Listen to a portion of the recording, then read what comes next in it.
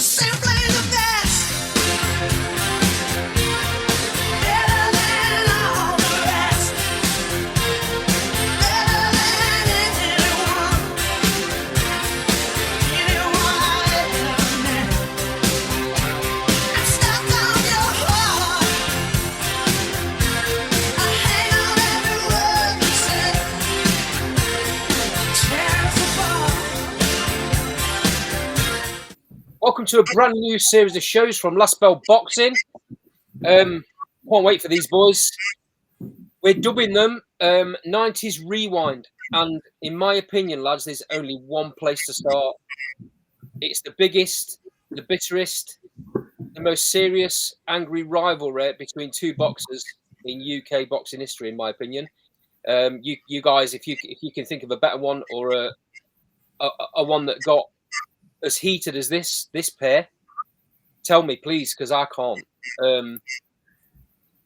Anyway, introductions before we crack on. Brett, all the way from Canada, via Nottingham. How are you, pal? I'm good, mate. Evening all. Sean, down in sunny Brighton. How are you, mate?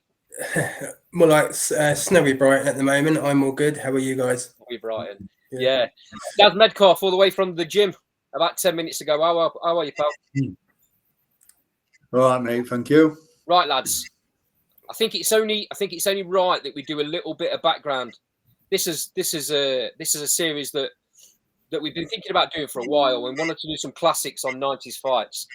And there's no better place to start than Chris Eubank, Nigel Benn 1, right at the very start of 1990. 18th of November 1990, the fight took place. But I want to take you back, before we do that, a little bit of back history on the two fighters.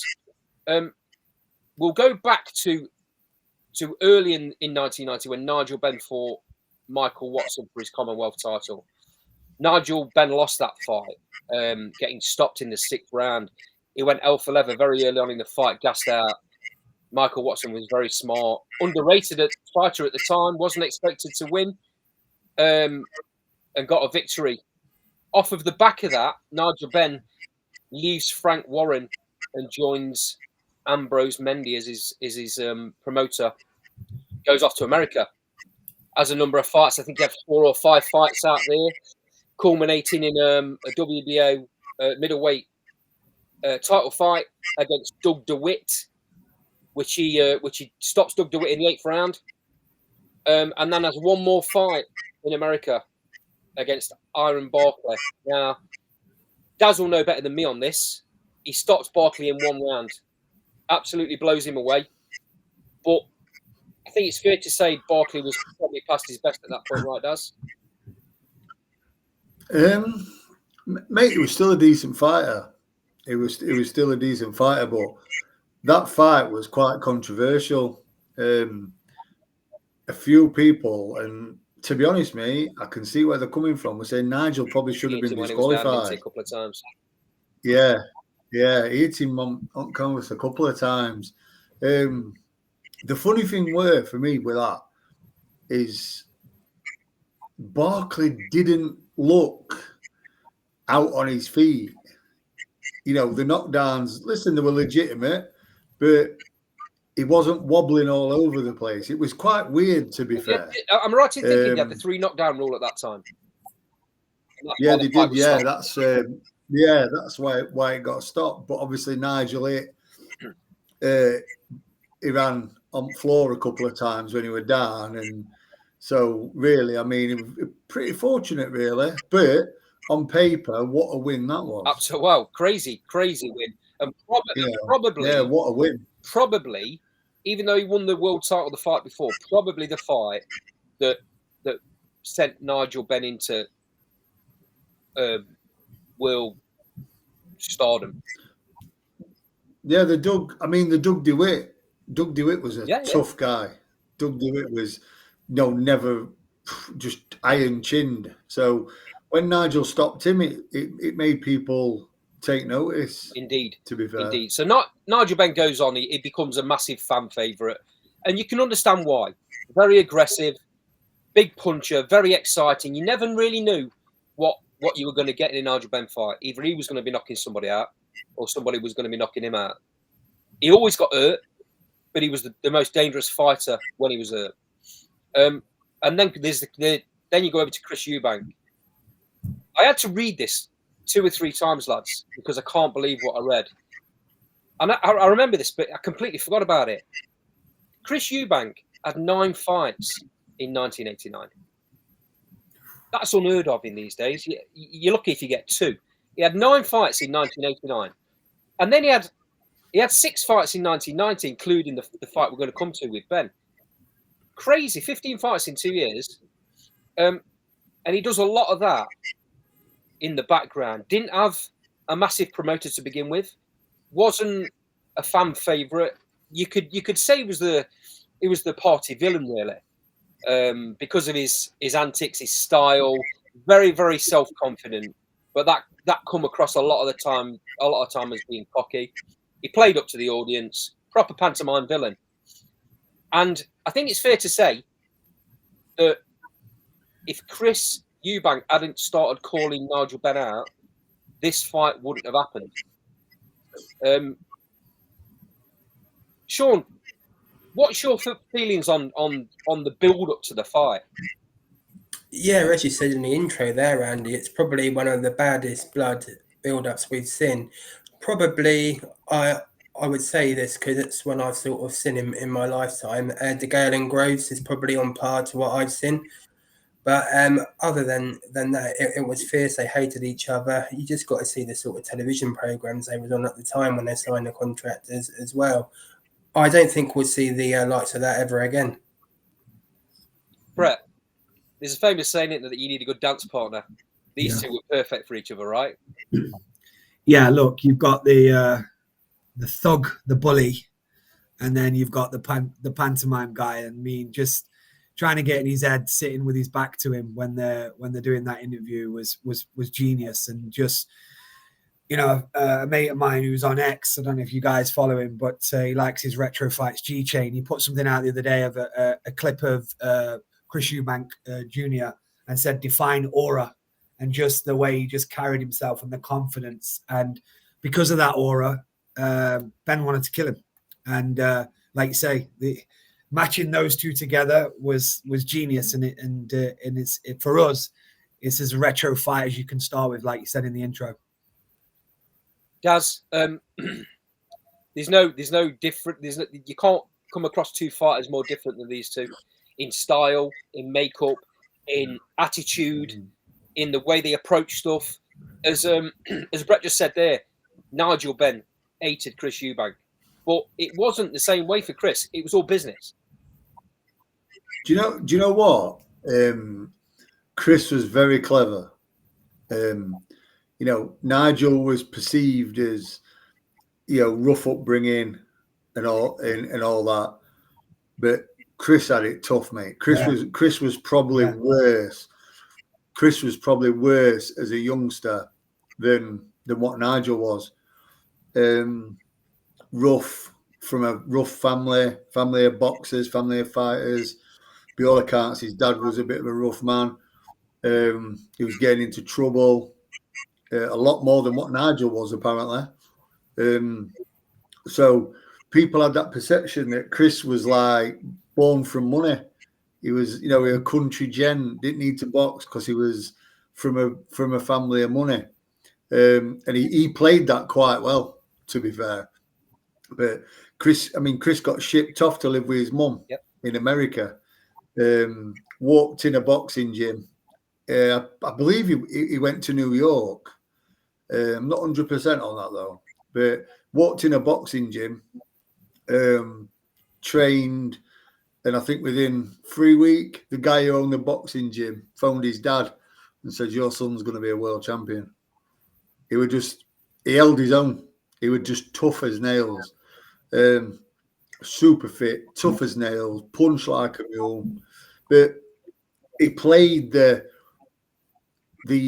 posh guy. He played that very well. And I think, you know, whether Nigel's team did their own work on him and his background and everything, they probably did. But, you know, it was just it were a perfect mix. Perfect mix. One, one couldn't have done what they did without the other. Nigel was trained by Vic Andretti, wasn't he, for that fight? Yes, mate. Yeah. The interesting thing for me is how seemingly how easy Eubank got under Benn's skin, and I think Benn's come out in interviews post that era and said he's never had anybody do to him what Eubank did mentally. Well, Eubank, when Eubank beat, I'm sure he'll call Reginaldo dos Santos, I think, and sparked him in a round, about 30 seconds, I think. He then stood at camera and said, "Ambrose Mendy's here. I'm coming for your boy." He called him out, basically, made the fight. And just, Nigel says himself, he lit a fuse in Nigel. And, what genius marketing. But it's all right having the genius to market yourself like that. At the end of the day, it proved it got the substance as well. There was a lot of questions still to be answered by Chris Eubank, though, in the build-up to that fight, because he'd not really been hit by a big puncher like Benn. No one knew whether he could really take a shot. No, listen. If you look at Benn's two fights leading up to that fight, and Eubank's, I mean, Eubank fought Kid Milo and Reginaldo dos Santos, and Benn fought Doug DeWitt and Niran Barkley. There's no comparison, is there? Well, not really. So people were thinking, let's see how good. Let's see if what he's like. I know we're going to come on to it, but a massive moment for me, it were in second round. Eubank looked to throw an uppercut and Benn just shot a right hand straight out pipe, flush on chin while his chin was up in air, and he just ate it like it were a sweet. And I think that was the moment Nigel thought, "Here we go." Well, yeah, we'll come on to the rounds and the fight itself in a second. I just want to talk a little bit about what happened on the morning of the fight. Well, you probably know this because I'm sure you've done your own work. Nigel Benn woke up morning of the fight. Now, these were the days. Anyone watching this that don't know the retro boxing that well, these were the days when weigh-in was midday fight day. Nigel Benn wakes up morning of the fight and he's 6 3/4 pounds overweight. Now, I don't know what time he wakes up and I don't know what time he check weights, but he has until half 6. He has until midday, so he's got 6 hours to lose 6.5 pounds. Not an ideal start to fight day, is it? Sorry, that's you, not particularly. No, not for a fight of that magnitude, And when we're talking about mind games, if anybody's ever gone inside that ring at various different levels, the day of the fight, you're already questions. There's things being asked, and there's pressure, there's nerves, and on top of that, it's all the big massive build up that the whole of the nation's got behind. He's then got to get out of bed the day of the fight and lose 6 pounds. That must have been very, very difficult to overcome. Sure, not only difficult but dangerous, right? Yeah, and we've seen since they've absolutely done the right thing and brought the weigh-ins forward for that reason, and it's definitely the right thing to do. And we've seen in times with boxing as well, where they do get it right, is having the check weights and making sure the fighters are properly doing weight these days. Not wanting to go off too much off subject, Daz, they've not only done that and had weigh-in the day before. For big world title fights, they have a check weight midweek as well, don't they? Yeah, you have actually have two title fights. You have two check weights. But it were a bit mad how it happened. To be fair, I don't know if you guys know how Nigel came to be that over. He was eating correctly, nothing untoward. He weren't hammering milkshakes down and chocolate bars. But the hotel he was in were providing fresh fruit all the time. So you were, nailing all these apples, bananas, peaches, whatever.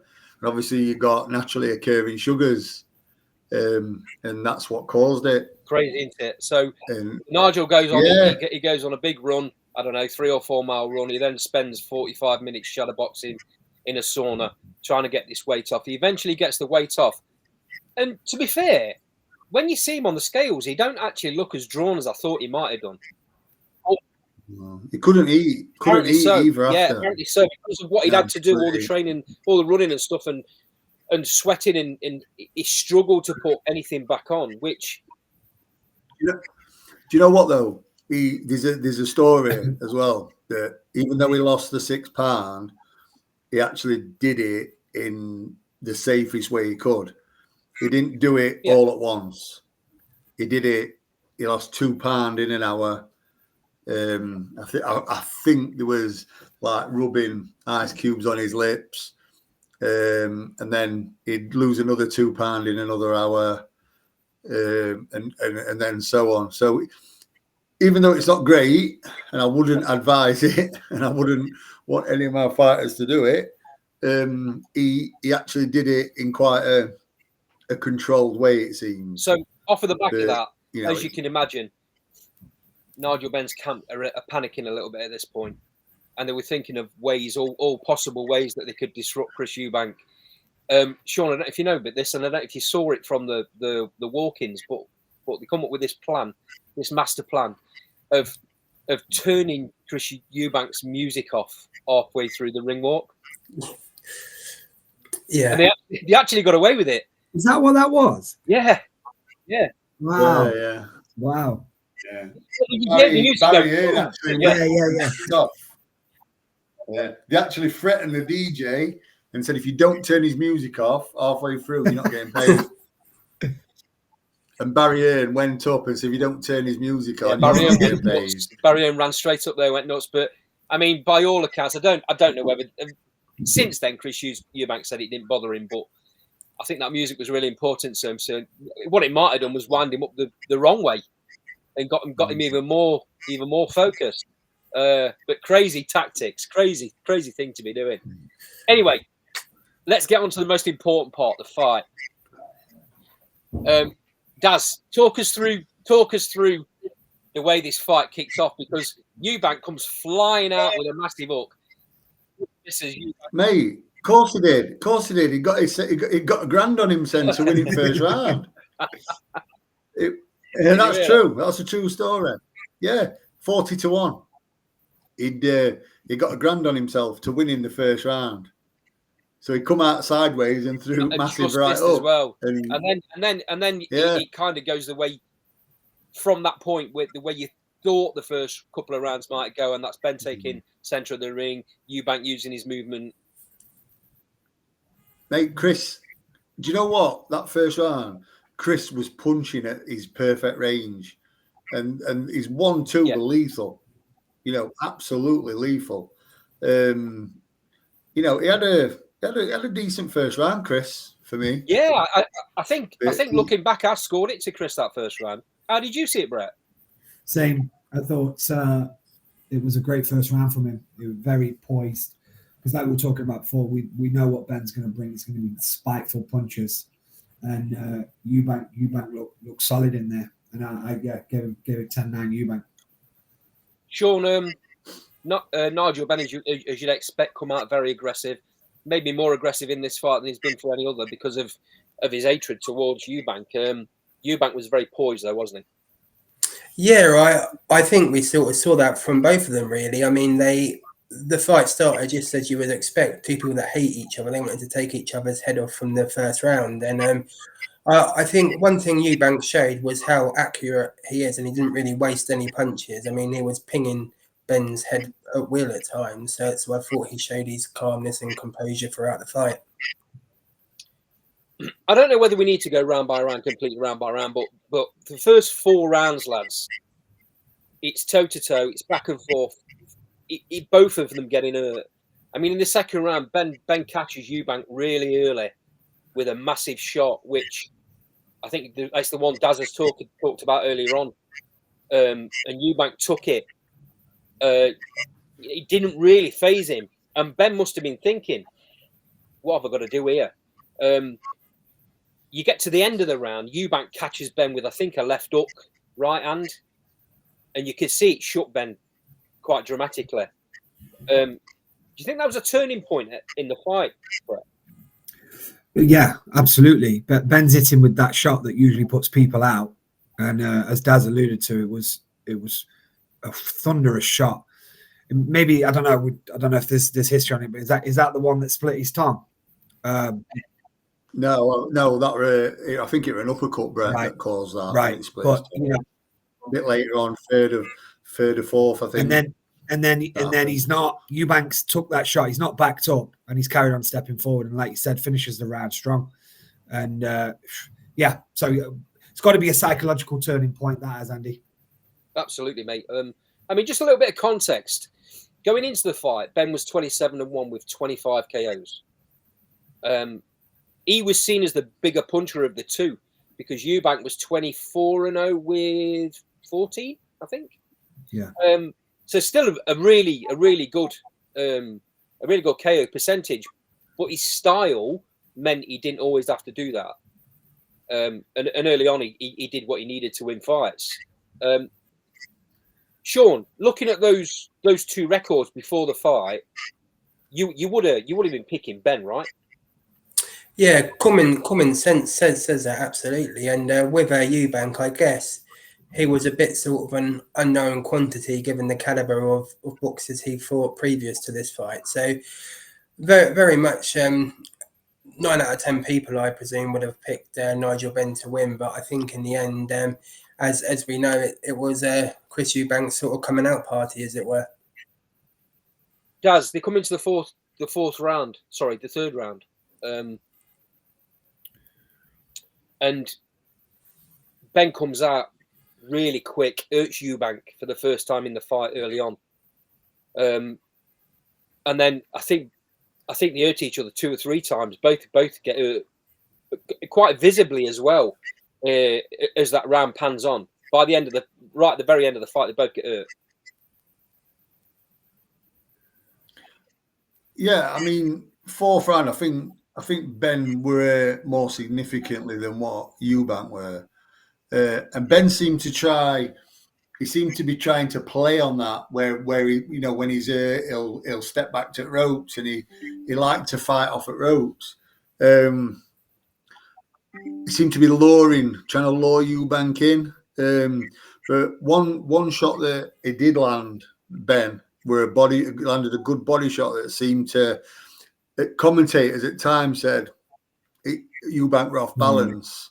Well, I think you're off balance because he got hit with that body shot, and I think it hurt.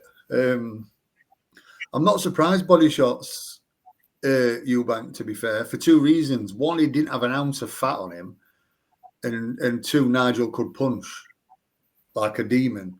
But yeah, I think the body shot was quite a significant shot, and I don't honestly think Nigel went after body as much as what he should have done.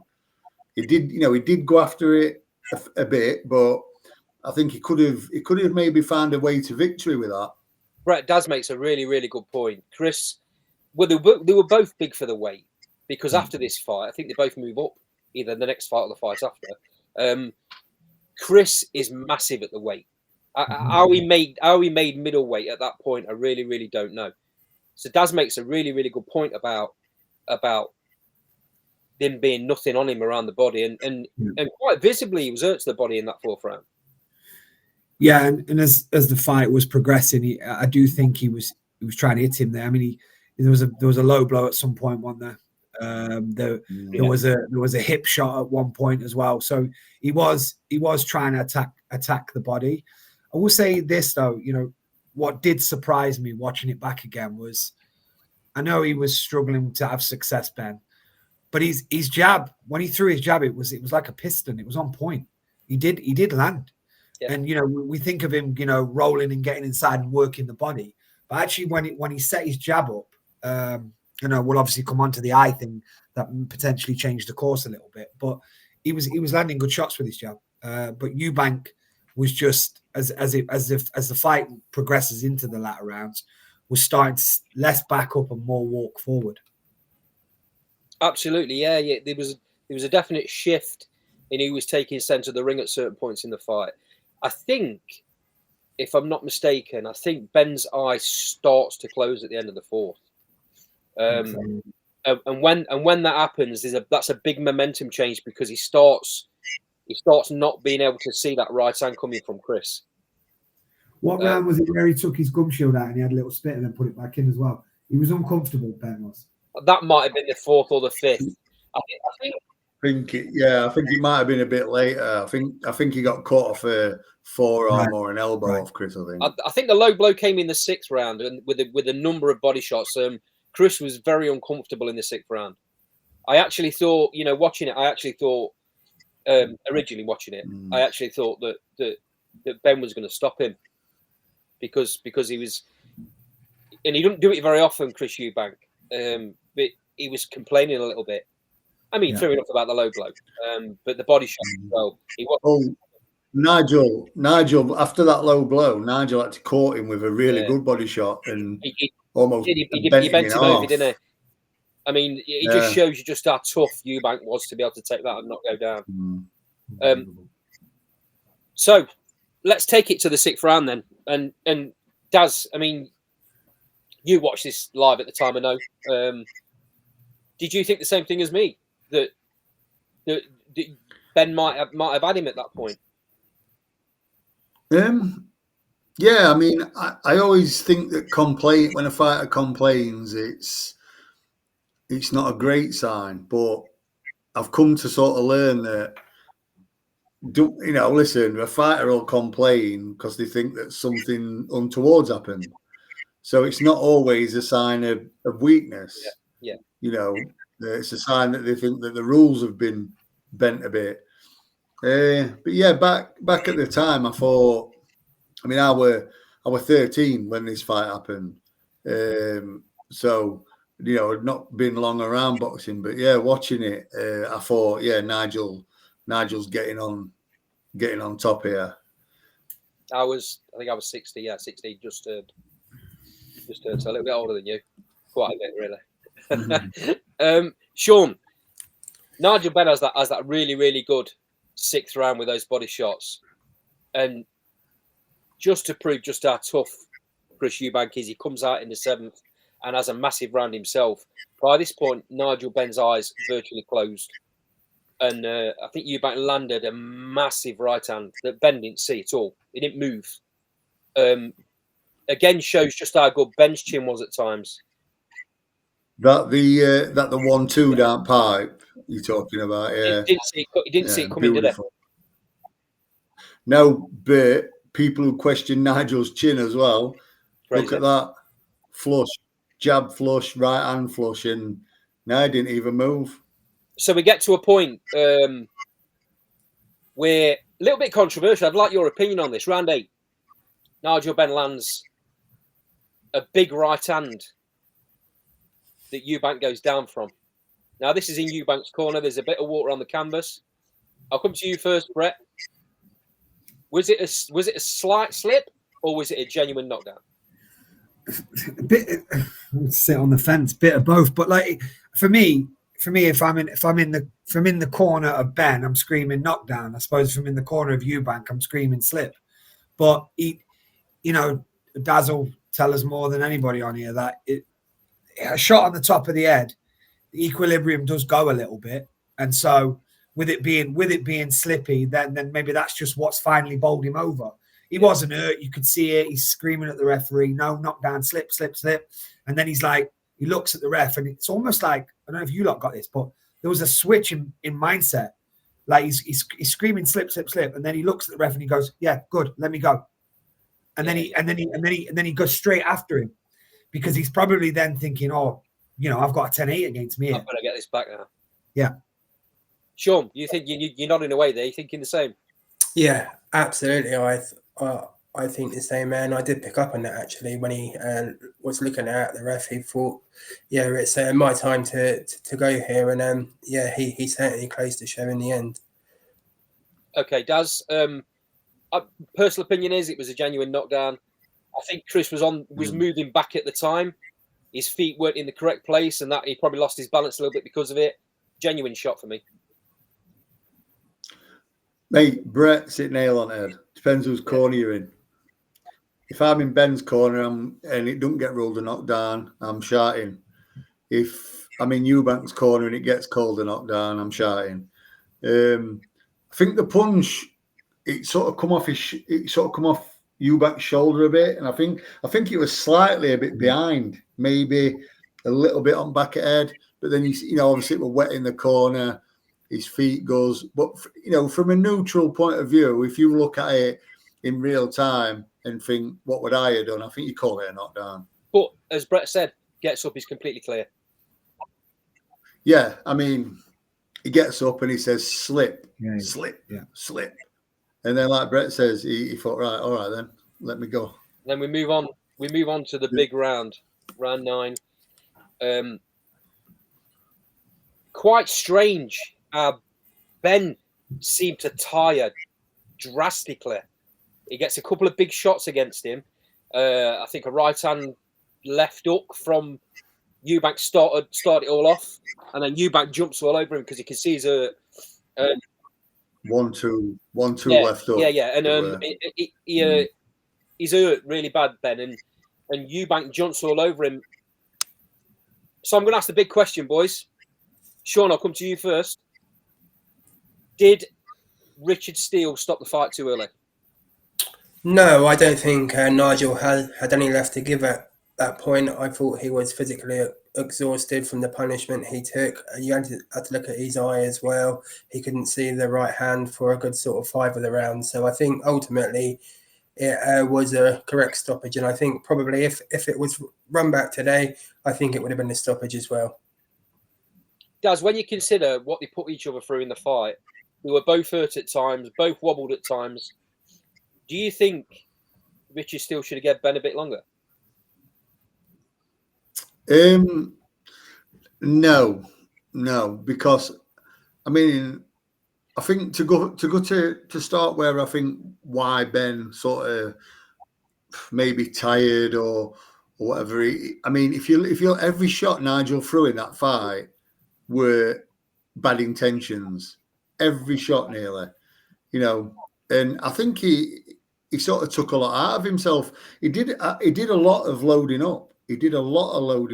And missing Eubank catching him on gloves. Yeah, no, listen, Nigel landed as well, but they're still going to take a bit out of you, whether they land or not.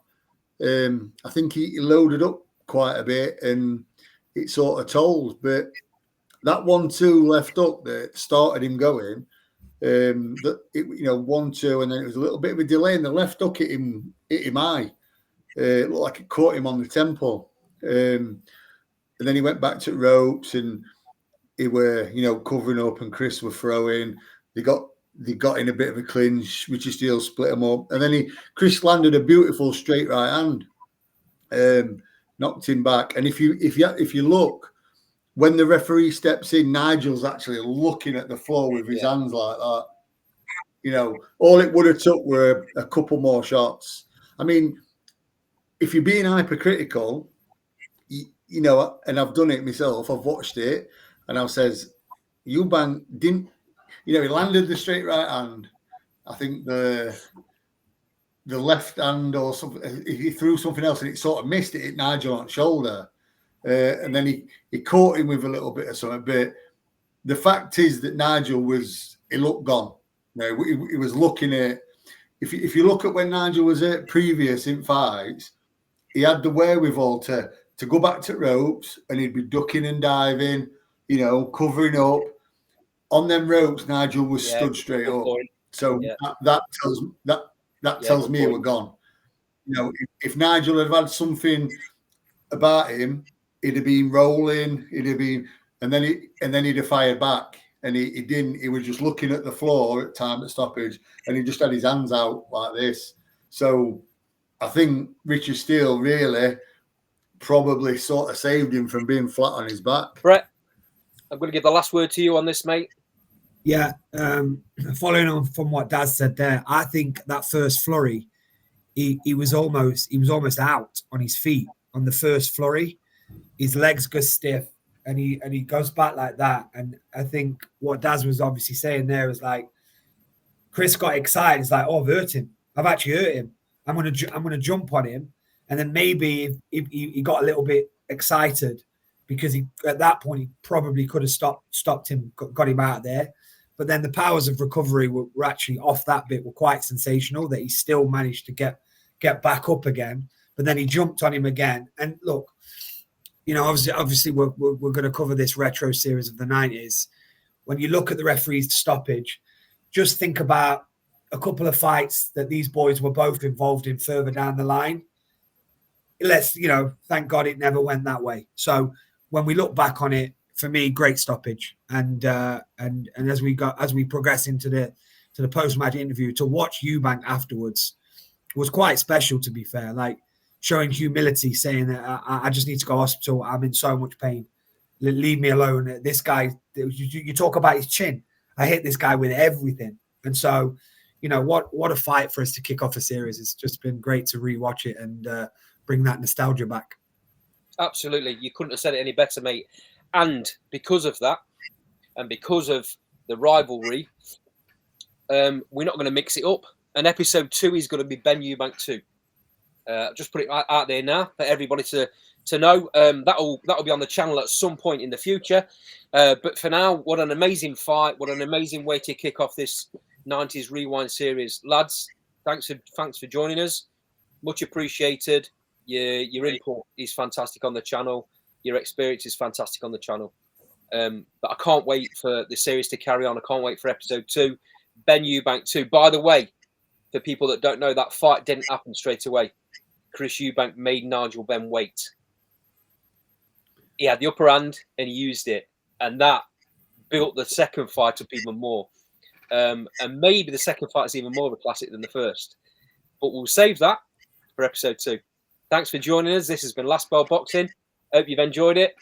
Please join us for the next one.